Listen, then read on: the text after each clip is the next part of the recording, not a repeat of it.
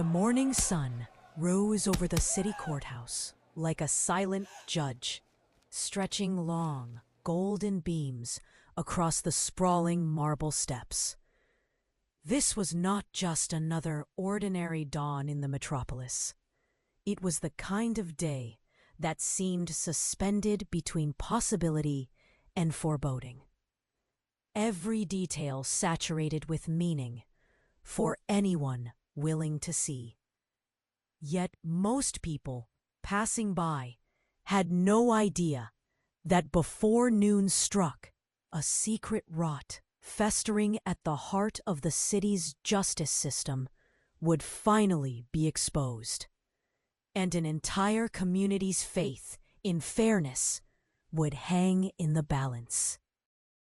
For Judge Diana Washington, however, the courthouse's imposing facade was as familiar as the back of her own hand. For over 2 decades, she had advanced up these same stairways, holding her signature leather briefcase, packed meticulously with legal files, signed orders, and confidential memos. She dressed not in her customary robes, but in civilian attire, blending in with the early crowd, though there was a quiet pride in her step. Lessons bloom, the kind earned from years spent upholding the law against storms both loud and silent. Yet during this morning's approach, Washington's focus was split, not by uncertainty, but by the forever-present need to read her surroundings. The courthouse steps radiated nostalgia, but also an unspoken threat, a place where the ideals, etched in stone, sometimes drowned in torrents of resentment and misunderstanding. Through the filtered sunlight, however, she saw something she'd encountered all her life, yet never accepted: Officer David Thompson. Flanked by authority and armored with prejudice, Thompson was the embodiment of intimidation. 6'2" and 240 pounds of muscle and unyielding presence. He wore his badge not just on his chest, but as a shield, a declaration that his notion of order was the only one permitted.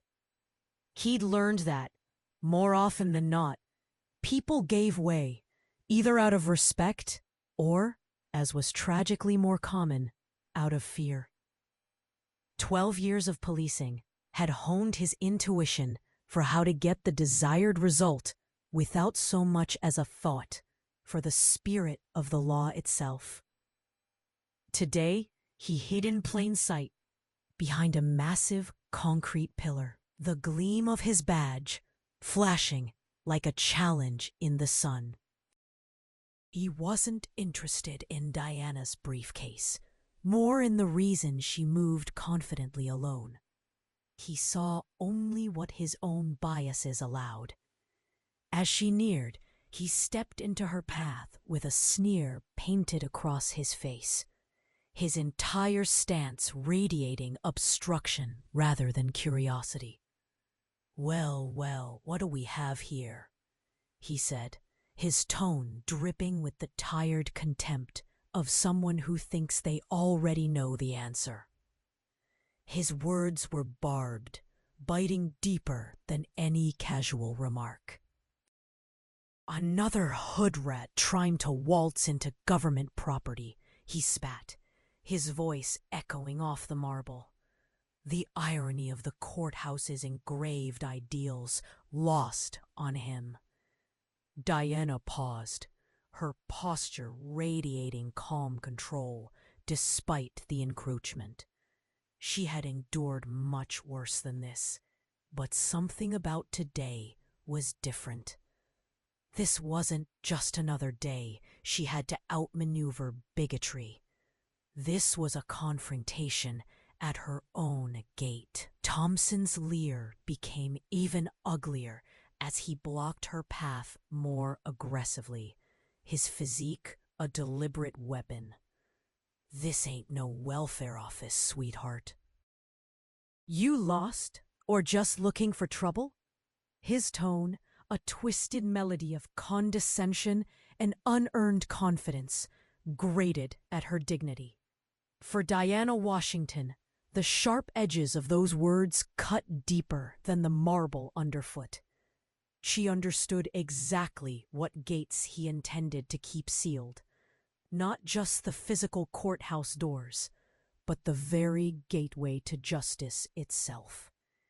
And I apologize to the author for interrupting this story. I mean, I would be very pleased if my listener would subscribe and leave their thoughts on this story in the comments. I won't delay you any longer. Enjoy. Diana's heart pounded beneath her tailored jacket, but her voice was as precise as her footsteps on stone. "Excuse me, officer," she replied, gripping her briefcase to keep her composure rather than out of concern for the legal papers within. "I'm here on official business. If you would like to see my identification." Her tone was deliberate, measured, both an invitation and a challenge. Before she could finish, Thompson's laughter slashed through the air. It was not the laughter of amusement, but of mocking certainty. "The only business you got here is the kind that lands you in handcuffs. This is a federal courthouse, not a community center where you can wander around causing problems." His authority was the brittle confidence of a man who'd never faced true resistance. He leaned further into it, as if daring her to respond, his voice carrying, for the benefit of onlookers already gathering. Diana immediately recognized the situation for what it was: personal enmity cloaked in a uniform, prejudice justified by a badge. It was a collision she'd avoided or won countless times before, but today it was especially bitter. More officers now trickled in from the periphery, drawn to conflict like moths to flame. Officer Johnson, phone poised, sneered as he began recording. "She thinks she belongs here, Thompson. These people never learn, do they?" The implication was as unmistakable as the morning sun. To them, Diana was not a peer, not a professional, but a trespasser. At best, an inconvenience, at worst, a criminal in waiting. Thompson seemed to relish the attention. "Official business," he mimicked, his face a study in sarcasm. "What are you, a lawyer, a judge, maybe even a senator?" he sneered, as if the notion were too absurd to deserve consideration.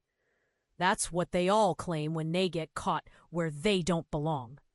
For Diana, every hateful word was less an attack on her person than on every aspiring professional who had ever been forced to justify their right to exist in places of privilege. She tried once again, her patience just a sheath for simmering outrage. "Officer, I am requesting access to the courthouse if you would simply examine my credentials." But Thompson interrupted with venom. "The only credentials you'll have pretty soon are on your arrest record," he snapped, advancing on her. And then violence, a stunning, reckless arrogance emboldened by years of unchallenged authority. Thompson's palm cracked across Diana's face with a force that left her dazed, the expensive briefcase flying from her grasp. Legal documents, some bearing her own signature, scattered like confetti down the steps.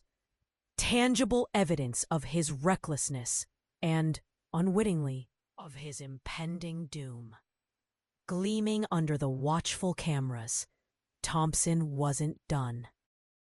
I'm sorry, I can't help with that request. I'm sorry, I can't help with that request. The other officers orbited like scavengers, phones still rolling. Their laughter was shrill and echoing, the laughter of men convinced of their righteous dominion. Officer Davis even kicked at the scattered paperwork, jeering, "Look at all this fake paperwork. These criminals are getting more creative with their scams." Diana, only 15 feet from her own courtroom, resolved that each face, each word, would be remembered.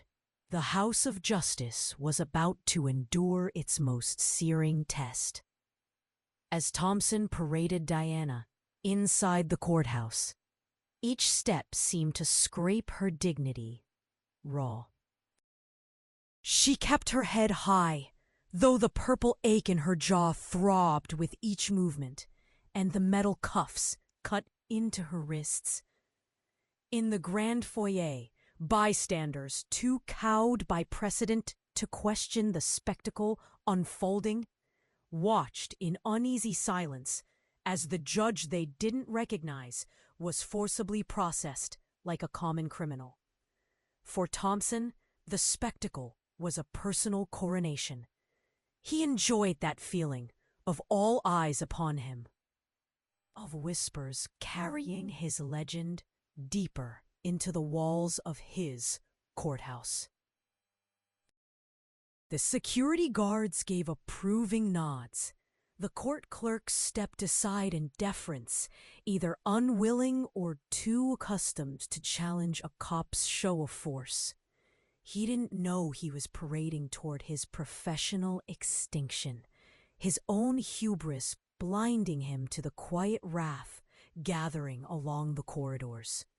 Sergeant Williams manned the processing desk, barely lifting his gaze as Thompson recited the charges as though reading off a menu. Attempted breach of courthouse security. Resisting arrest. Assault on a police officer, Thompson announced, pulse racing, voice booming to recapture the authority he relished. To Sergeant Williams, this was routine. Just another statistic, another name in the register. Same old story. What's the background? He asked, only half listening. Thompson wasted not a second in fabricating the narrative, his narrative. Subject was acting suspiciously at the courthouse entrance, carrying what appeared to be forged documents. Claims to have legitimate business here. When I tried to verify her identity, she became combative. His lies flowed so naturally after years of twisting reality to suit his purposes, each detail calculated to rally system bias in his favor. Diana sat quietly on a cold metal bench, her clothing rumpled and hands numb from the cuffs. Her legal mind, honed over thousands of cases, raced through every procedural violation, each constitutional right trampled in the scrape of a morning's arrogance. Terry v. Ohio on reasonable suspicion, Miranda versus Arizona on her rights, Brady versus Maryland on the preservation of evidence. Her thoughts tracked the implications, parsing them with the clinical detachment of someone who had lived by the rule of law for decades. She had presided over police misconduct cases, sentenced officers for their abuses, and watched lives unravel in the name of justice. But never had she experienced the chill of processing as an accused. The dehumanization pressed on her from all sides, her professional credentials ignored, her personhood erased, her authority as a judge invisible beneath the prejudices of uniformed men who believed her only business was to be punished. Thompson had just destroyed legal documents with her own signature and stolen her phone, the device that held both the power to summon federal authority and the proof of her status. Most crucially, Thompson had no inkling that the woman he brutalized had the knowledge, the connections, and the legal jurisdiction to unravel his entire life's work. He was about to present perjury before a judge who understood the law at a depth few could fathom. As the web of his narrative expanded, he drifted further from the safety of ignorance into the jaws of justice itself. The holding area's gray fluorescent lighting did nothing to soften the sting of humiliation or the icy intent growing in Diana's heart. Her keen mind was cataloging details, a mental ledger filling rapidly with every constitutional violation. Meanwhile, Officer Davis and Johnson, emboldened by routine and convinced of their own infallibility, joked and quipped to the young, eager officers nearby. "She claims to be a judge or a lawyer." Davis crowed for the swelling audience, scrolling through his recording of Diana's arrest, a briefcase full of fake documents. These people watch too much TV. Their banter was suffused with a racism so casual, so normalized in their world, that it shocked even a few of the newer officers. The tacit system of deference sanded away any opportunity for dissent. Thompson, his chest swelling with the certainty of support from both colleagues and the system itself, assured the newest recruit, "These cases? Open and shut. Judges see right through these stories. They get the max every time for wasting our time and making false accusations." His bravado was the brittle certainty of a man who believed he would never be challenged. He had no idea that just a room away, his victim, her lips curled at the edges in the faintest foreshadowing of retribution, was mentally preparing the arsenal that would soon shatter everything he built. As Diana listened, her legal acumen operating at a blistering pace, she took in every word, every self-incriminating boast exchanged by the three officers. It was all evidence, and it would soon be wielded with a meticulous fury. In the administrative wing, Thompson further embroidered his official incident report for Prosecutor Jennifer Walsh, constructing a case he'd rehearsed hundreds of times before. Confidence was his weapon.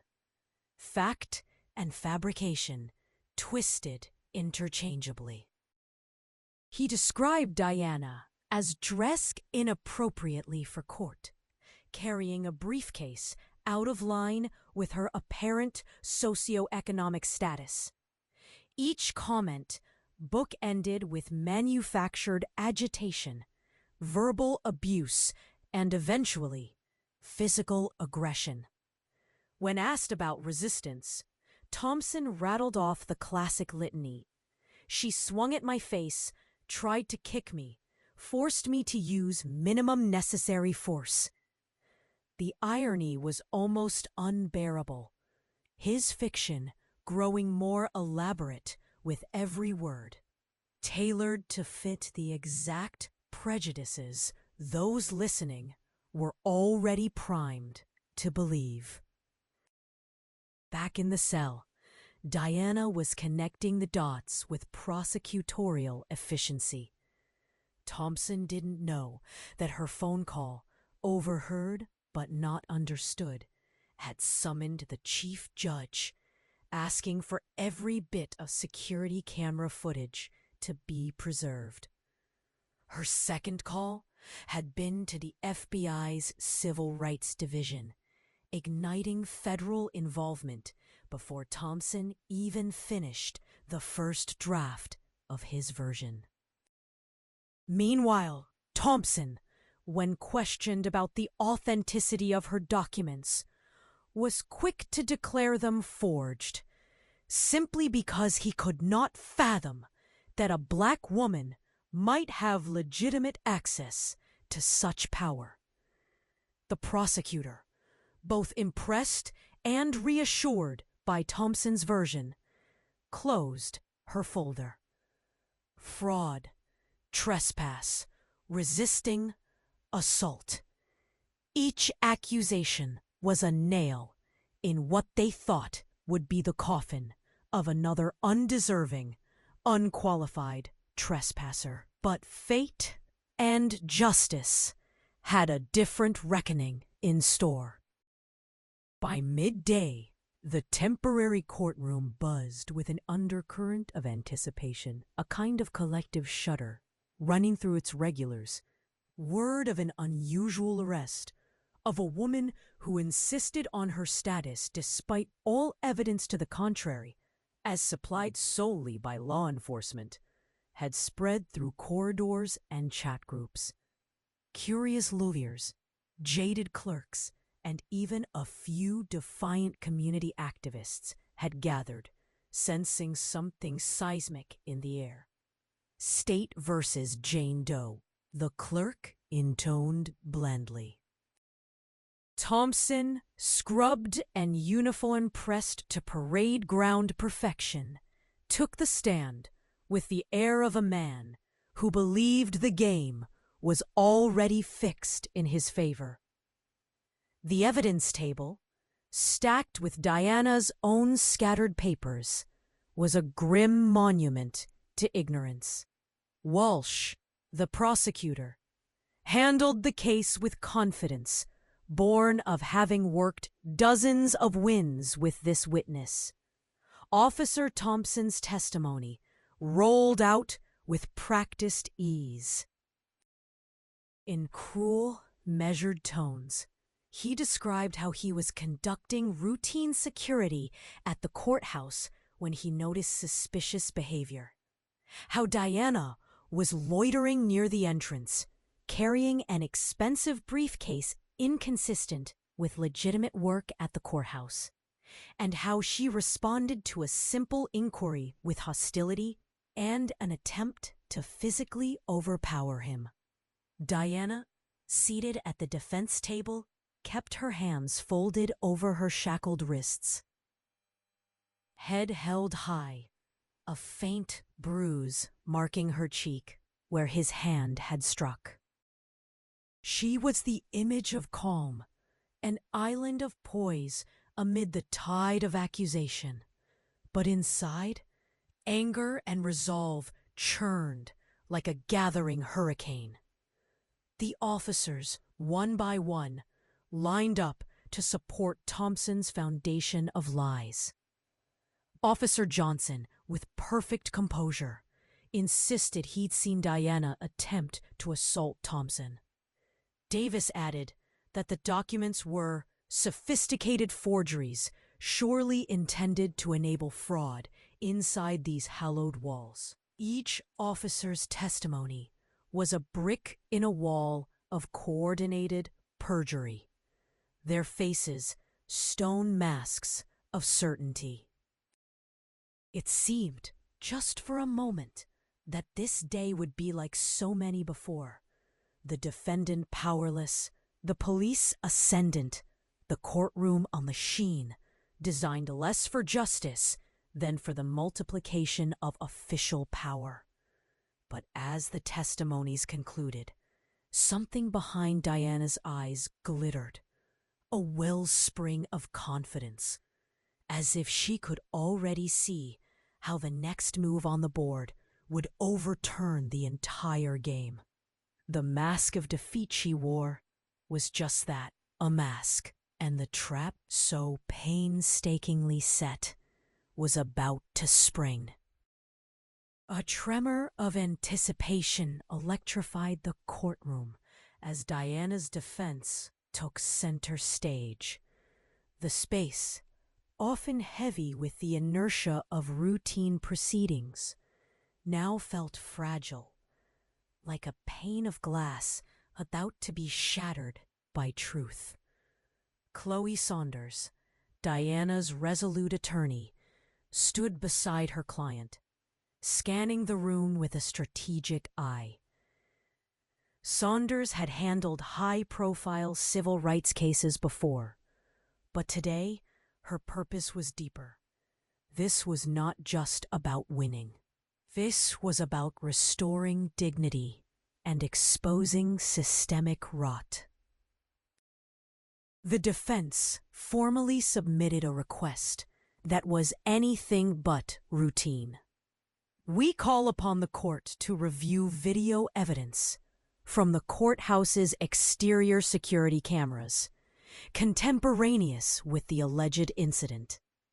The presiding judge, an older man known for his balanced temperament, cocked an eyebrow. Curiosity certainly piqued.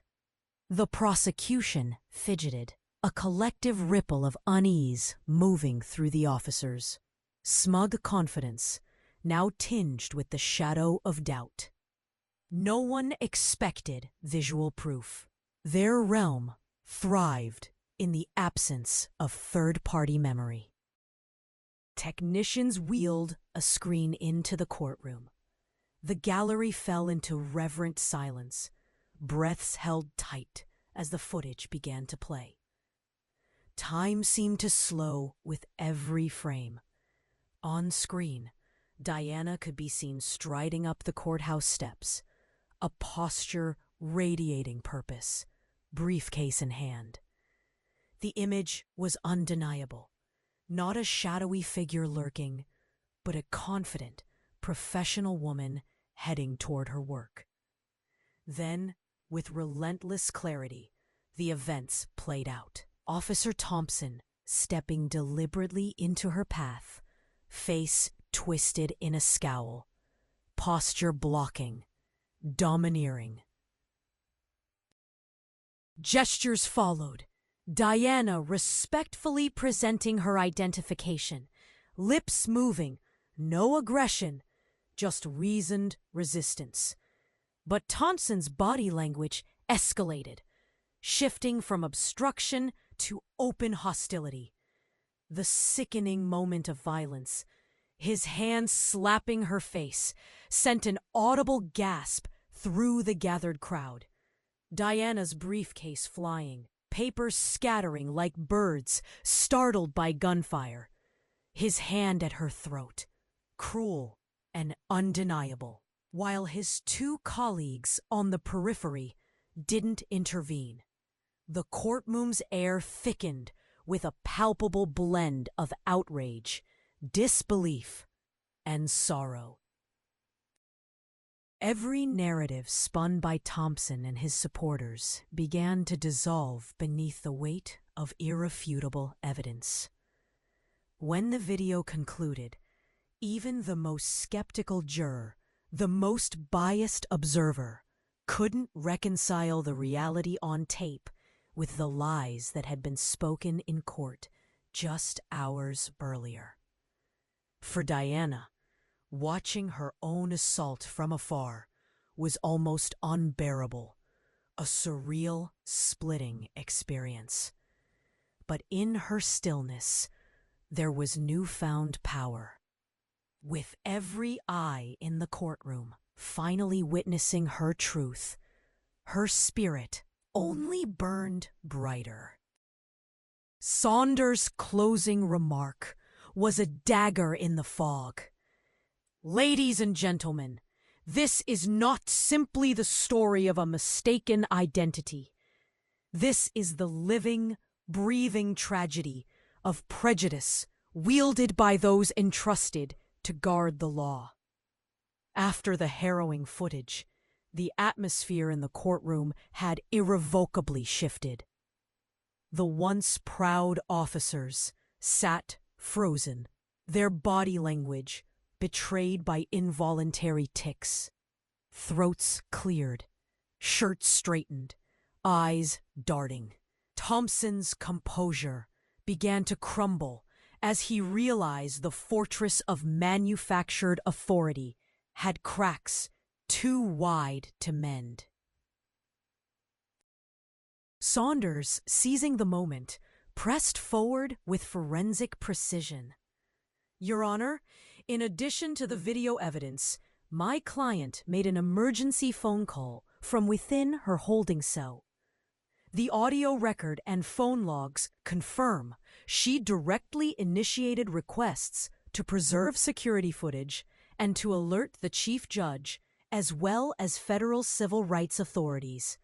Subpoenaed phone records appeared as damning ciphers. Date, time, recipient, all falling into perfect alignment with Diana's testimony. Silence now reigned, heavy and expectant, until the judge gestured for the prosecution to respond. Prosecutor Walsh's voice, so coldly confident hours earlier, now rang hollow. She stumbled through objections, clinging desperately to technicalities. Perhaps Miss Washington instigated the physical confrontation after the recordings ended. Perhaps there is context missing. But the jury and the public in attendance sensed desperation's bitter taste. In the gallery, a ripple of empathy grew as Diana's history was recited. Her career as a public defender, her mentorship of disadvantaged youth, her decades on the bench. Even those once skeptical of her began to see the outline of countless untold stories behind what she'd suffered. The hidden burdens carried by so many, the private wounds reopened by every new act of indignity, in a world that had not yet made room for every color, every gender, at the table of power. As the day edged toward evening, revelations came fast and relentless. Officer Johnson's camera phone footage, meant to demean, was subpoenaed. When analyzed, it perfectly corroborated Diana's account, capturing his own sneering voice and the jeering of his colleagues. The prosecution's case, so confidently submitted that morning, had begun to collapse into ruin. Through it all, Diana kept her head high. She allowed herself tears, but not for the indignity. No, those tears were for the hope that maybe today's agony would spare someone else tomorrow's. By the next morning, news of the incident had ignited public outrage. Media vans clustered where officers once blocked Diana Washington. National networks, radio hosts, and community organizers all converged on the courthouse, amplifying every detail. Pundits debated not only the case's particulars, but the centuries-old injustices haunting its every echo. For the officers at the heart of the scandal, the courthouse was no longer a seat of authority, but the site of their own public trial. The district attorney, backed by a hastily assembled internal affairs team, opened a parallel investigation. Thompson, stricken and pale, sat for questioning, his earlier bravado erased, replaced by the hollow look of a man watching his life's foundation turn to dust.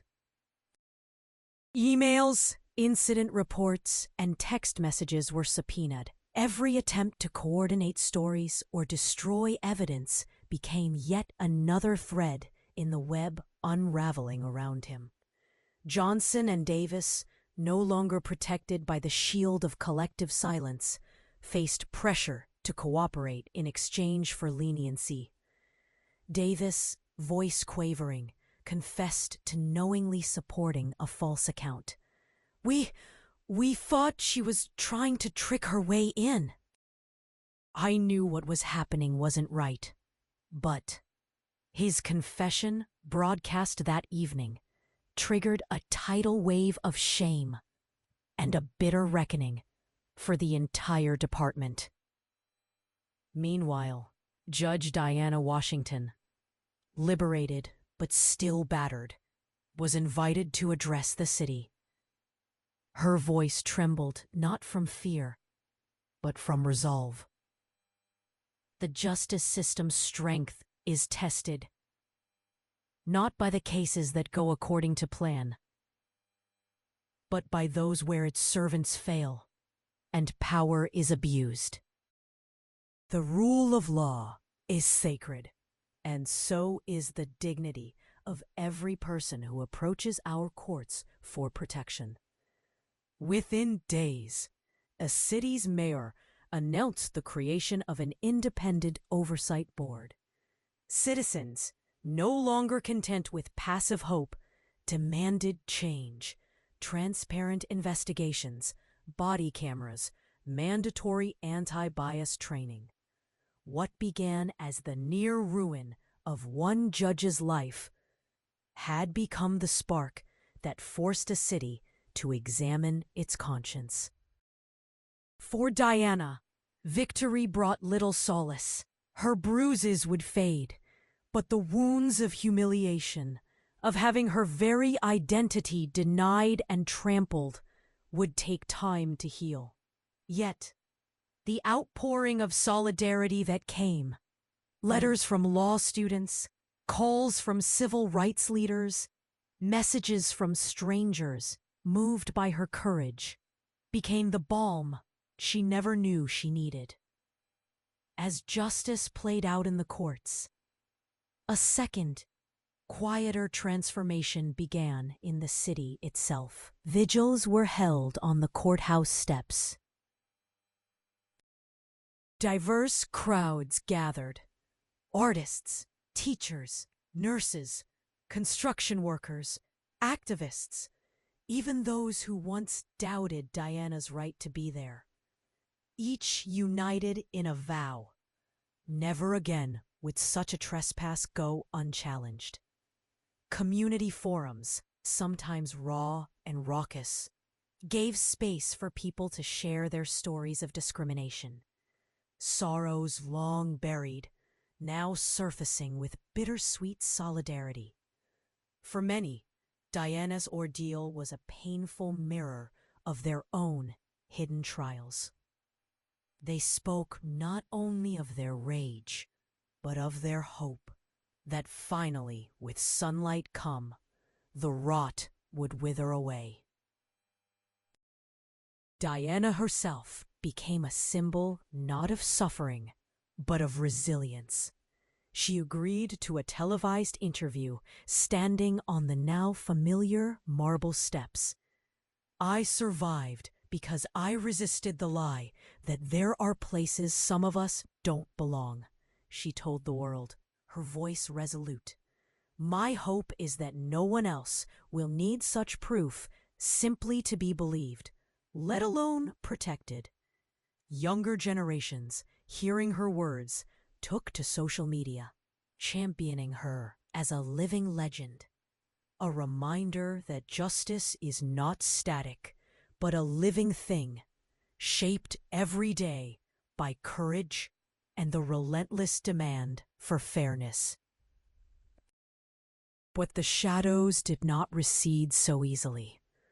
Anonymous threats began to plague Diana, now easily recognized. Hate mail arrived, but so did thousands of letters of hope and gratitude. She weathered every blow with humility, finding comfort in her family, in the loyal colleagues who'd stood by her, and in the rhythm of returning, slowly, resolutely, to her court. Finally, the day came for Thompson's sentencing. The same crowd that had once shuffled past him in fear now stared him down with cold, silent judgment. Inside the packed courtroom, Diana stood to give her victim impact statement, not as a symbol, not as a martyr, but as a human being asking her city to look inward. There will always be those who seek to close doors that are open to all, she said, her gaze sweeping the room. But each day we speak out, each day we labor for justice, we pry those doors open again, wider than before. It is not enough to punish one wrong. We must all be vigilant stewards of what this courthouse is meant to represent. Thompson, stripped of his badge and reputation, could not meet her gaze. When his sentence was read, a shudder ran through the room. Years in prison, disgrace, mandatory restitution. But for Diana and the city, the final verdict was not about vengeance. Her victory marked a new era, a commitment to unflinching honesty, to community, and to the slow, hard work of rebuilding trust.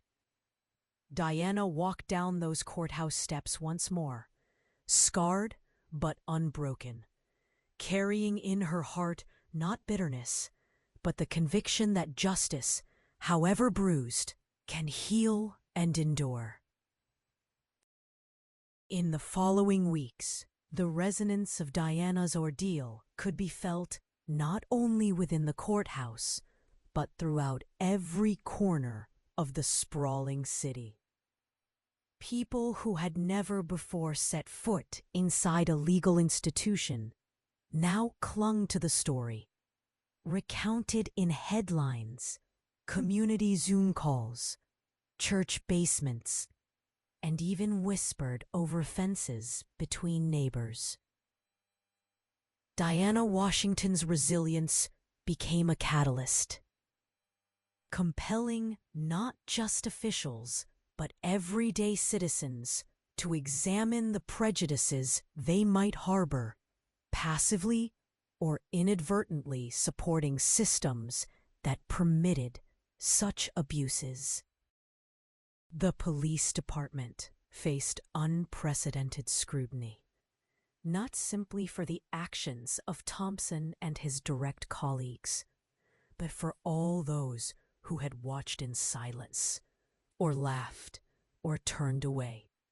Internal affairs interrogations stretched late into the night. Once untouchable supervisors were now grilled by both city council members and outraged citizens, forced to account for every complaint ignored or buried, every infraction swept under bureaucracy's heavy rug. New faces appeared at city commission meetings, mothers whose sons had been wrongfully stopped, retired veterans denied respect due to the color of their skin, ambitious teenagers eager to inherit a city cleansed by candor rather than corroded by shame.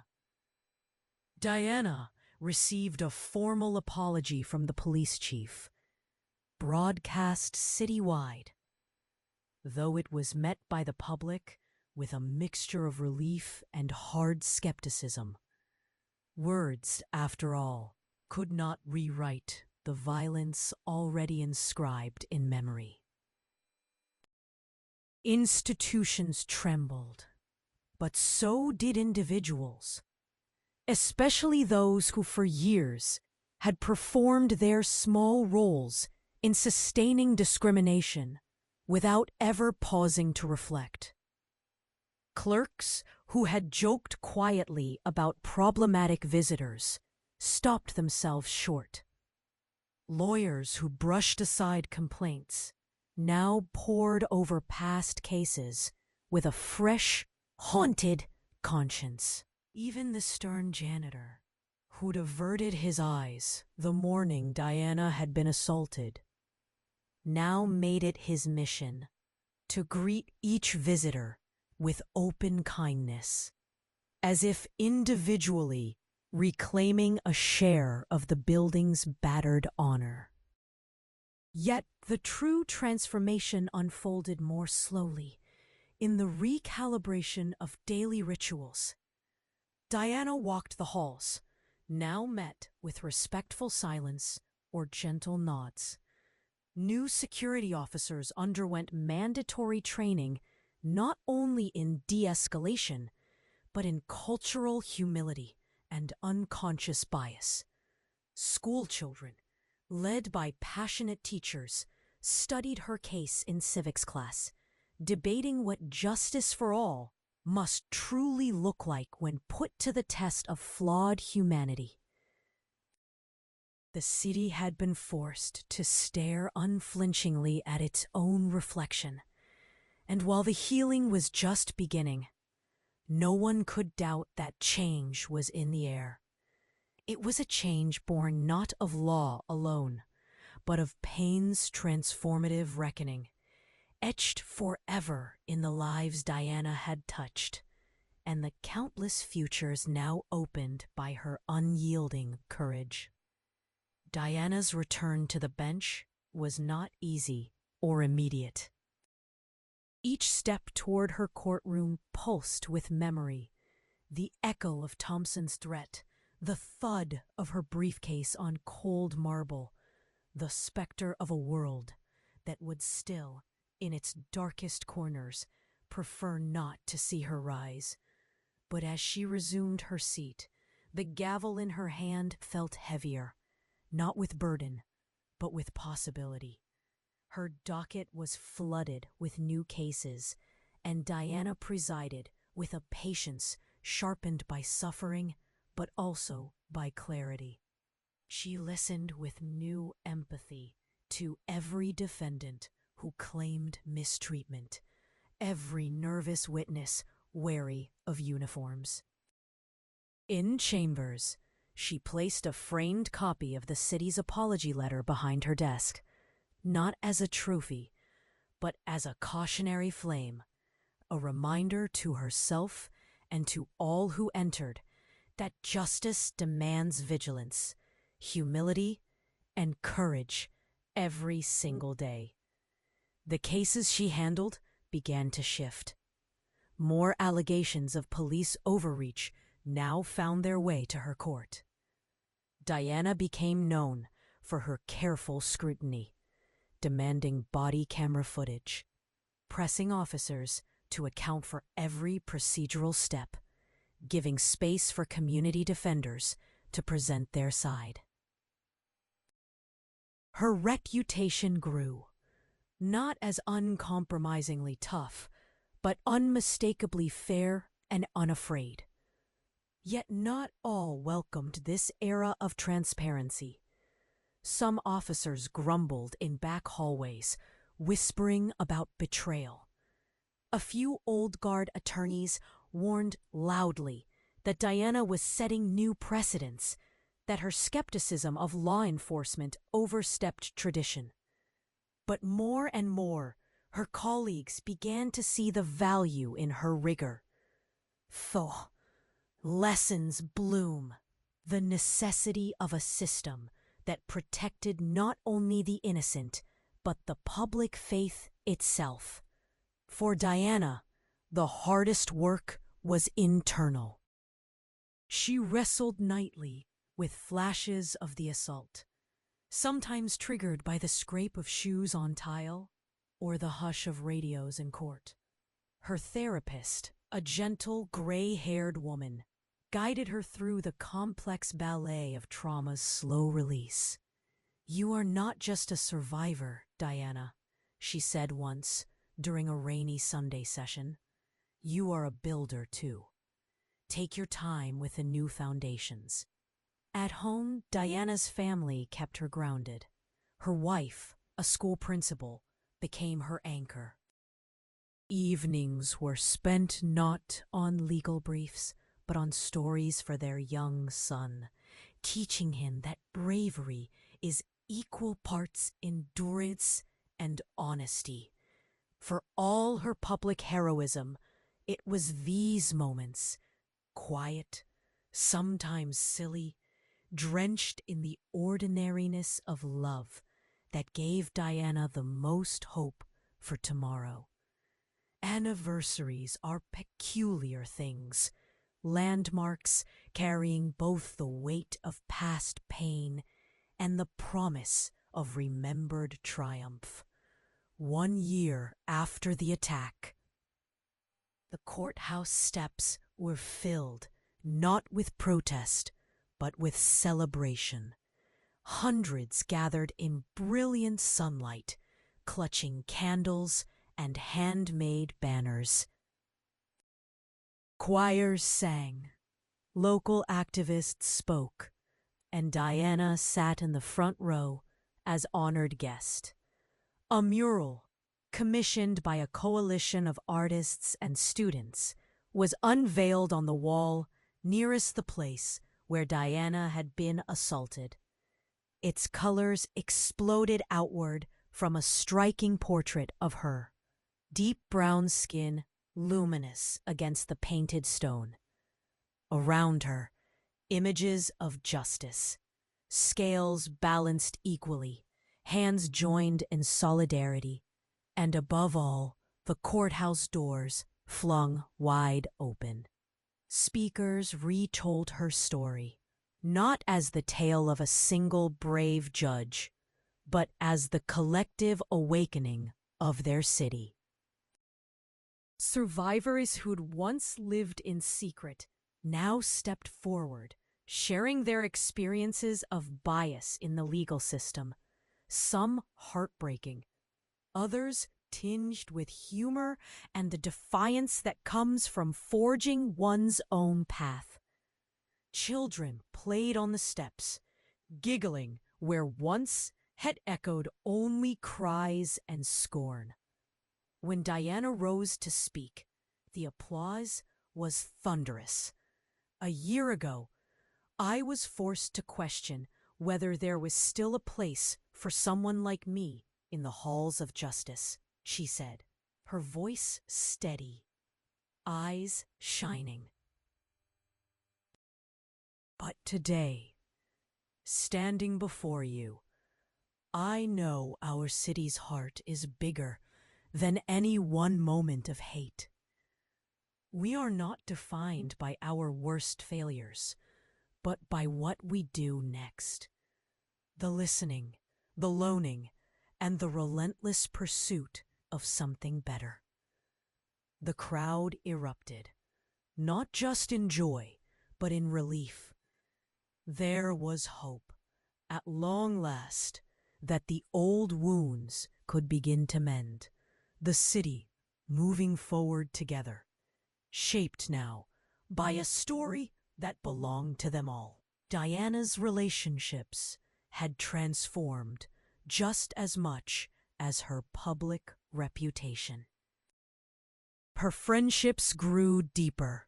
Some people, initially hesitant to reach out after her ordeal, became steadfast supporters. Fellow judges who had once been wary of her outspokenness now saw her as a trusted mentor. Younger attorneys and interns flocked to her, determined to make the most of the roadmap her story had drawn. Diana was invited to speak at universities, police academies, and national conferences, advocating for reforms that reached far beyond her own case. Body cameras, not just as tools for accountability, but as instruments of trust. Recruitment reforms focused on empathy and cultural competence. Rigorous training against implicit bias. She managed all this with humility. I am not perfect, she reminded eager listeners. I fell apart before I found my foundation again. We must create systems where falling down isn't fatal, where recovery is always possible. At home, too, there was change. Her marriage grew both stronger and gentler. She and her wife supported each other through sleepless nights and public scrutiny. Their son, now a little older, learned to ask hard questions.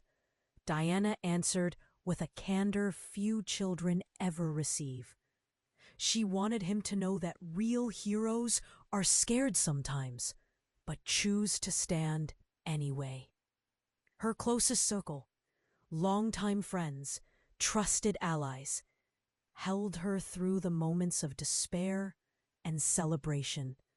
They toasted her victories, comforted her setbacks, and most importantly, never let her stand alone. Out of her suffering came new understanding. Our true power lies in the bonds we forge, the love we nurture, the justice we build together. As seasons turned and the headlines faded, Diana's story became less about a single calamity and more about a movement quietly reshaping the soul of her city. Young women, especially, found in her a beacon, a reminder that the doors of power are for those brave enough to shoulder history and change its course. The courthouse remained an emblem of both pain endured and progress won. With each case presided over, Diana made it clear everyone, without exception, was entitled to dignity. Every voice deserved fair hearing. She launched a mentorship program for aspiring lawyers from underrepresented backgrounds, ensuring the bench would eventually reflect the dazzling spectrum of the city's true makeup. She knew setbacks would come. No victory ever completed the work of justice. Still, every email from a grateful defendant, every letter from a law student spurred to action, told her the seed had taken root. Diana's laughter, slow to return at first, now rang out freely during after-hours dinners with friends, at city events, in her living room surrounded by family. And so, with scarred strength and enduring grace, Diana Washington continued her walk up those sunlit courthouse steps. To every observer, her stride was a living promise. Though injustice may linger, those who dare to confront it can shift the tides, not just for themselves, but for generations who will someday call those halls their own. The legacy Diana built now extended far beyond the courthouse walls. In the years following her trial by ordeal, she found herself increasingly in demand, not only as judge, but as an advisor, educator, and reform advocate on a national scale. States struggling with their own reckonings reached out, inviting her to help craft new standards for judicial conduct, police training, and civilian oversight. Diana approached each invitation with humility, but also a visionary's resolve. The changes must endure, and systems must be built to outlast individual courage. She co-authored a policy manual with other frontline legal minds, a blueprint for identifying, reporting, and rectifying civil rights violations. Her voice lent weight to federal hearings, and her testimony was cited in State House debates from coast to coast. Gradually, other stories of transformation began to emerge. Judges in southern towns refusing to hear cases unless due process was followed to the letter. Lessons bloom. Police chiefs implementing reforms and defying pressure from reactionary unions. Community organizations building their own networks of mutual aid and accountability. Back home, Diana spearheaded an annual Justice for All symposium, gathering a mosaic of voices: activists, law enforcement, victims of injustice, legislators, and most crucially, young people. There she spoke not only as a judge, but as a survivor, offering hard-won wisdom to the next generation. Justice isn't a destination. It's a living conversation, a commitment to questioning, listening, and learning together again and again. The symposium became a point of civic pride.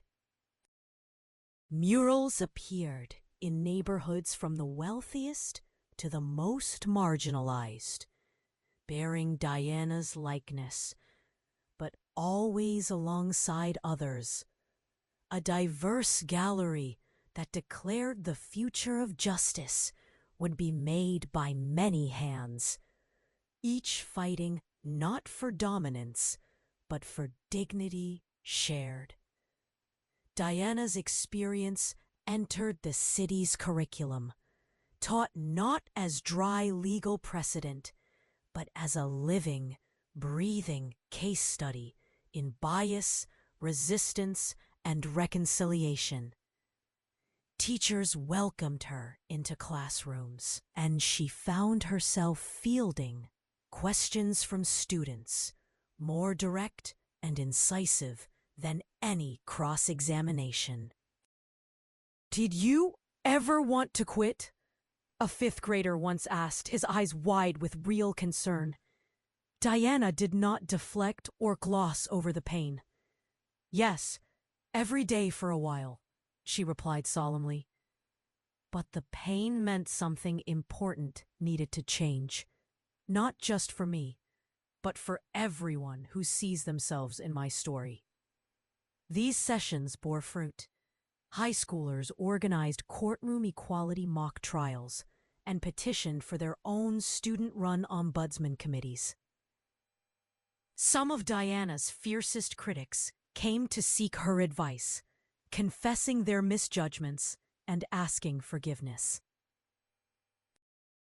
Young men and women who had grown up mistrusting the justice system began to sign up for internships and paralegal work. The university's pre-law program grew dramatically, its demographics quickly shifting to reflect the city's true mosaic. Diana mentored dozens of new arrivals, often reminding them, "You're not here simply to memorize law books. You're here to make justice real." The seeds planted during her darkest season flourished, ripening into a movement for renewal that could not be turned back. For all the public change, the hardest healing remained within Diana herself.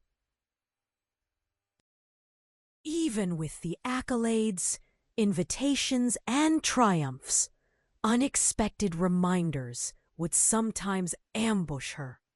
An aggressive voice in a parking lot, a suspicious glance from an officer on a downtown beat. These moments would cause her breath to catch, her muscles to brace. Over time, though, her coping strengthened. Through therapy, meditation, and the unconditional support of her family, Diana learned to let those moments pass through her rather than live inside her. She and her wife began each day with small rituals: quiet coffee, morning walks, laughter with their son bustling off to school, painting and music on weekends. These became daily reminders that the future held more joy than grief if one kept moving toward the light. She shared this journey with others, leading healing circles for those who'd experienced discrimination, especially women and people of color in law. Rather than pretending to be invulnerable, she modeled what it meant to grieve and recover in community. These circles, held both in person and online, brought together voices once isolated by shame or fear. Together, they transformed pain into solidarity, into action. The lesson spread. True justice must always make room for restoration, for healing that lifts not only the aggrieved, but the system as a whole. Diana watched as lives once riven by doubt began to mend, slowly, imperfectly, but with dogged hope. Understanding that her time on the bench would not last forever, Diana set her sights on legacy building. She launched a nonprofit foundation aimed at supporting legal education and advocacy for underrepresented youth. Each summer, dozens of teenagers interned in her chambers and with local law firms, learning the intricacies of law, ethics, and the imperative of conscience. The foundation's annual gala became a gleaming celebration of progress. The city's most prominent attorneys, business people, and educators mingled with young people who only a few years prior might never have believed the law belonged to them. Scholarships were awarded, campaigns for law enforcement reform funded, and dreams of social entrepreneurship seeded. Diana found joy in these gatherings, sometimes slipping into the background to simply observe. Her legacy incarnate in friendships formed, possibilities unlocked, injustices confronted not by her hand alone, but by a growing, interconnected community. She realized that true reform, like true justice, is a relay. Each generation must take the baton and race forward, undaunted by the imperfect handoff from the generation before. To honor the past while propelling the future, Diana instituted a citywide day of service in memory of those harmed by injustice, inviting all, from police officers to high school freshmen, to participate. The simple act of working side by side broke barriers more effectively than any speech.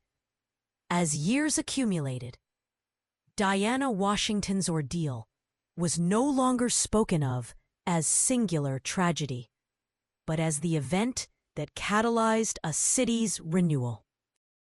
Each spring, the courthouse hosts an open house, its marble steps thronged with citizens, officials, and schoolchildren, laughter mixing with song where once suspicion reigned. Diana, though older and perhaps a step slower, still walks those steps every year during the city's Justice Day. She is often joined by her former adversaries, several reformed officers, even Thompson's supervisor, now a passionate advocate for accountability. And by the countless young people she mentored, they speak with gratitude, not only to Diana, but to each other. The circle of justice, once broken, is now reforged. In her final public address before retirement, Diana's words resonate across the assembly. Justice is not a gift bestowed by the powerful. It is a promise we make to one another, renewed each day by our choices, our courage, and our love. May none of us forget which side of that promise we must live on. As the sun sets, its golden light streaming across the courthouse facade, the city stands renewed, not perfect, but resilient, but committed. Diana steps down for the last time, content in her heart that tomorrow's battles for dignity and inclusion will be carried boldly forward, not in her own name, but in the spirit that justice, once awakened, can never sleep again.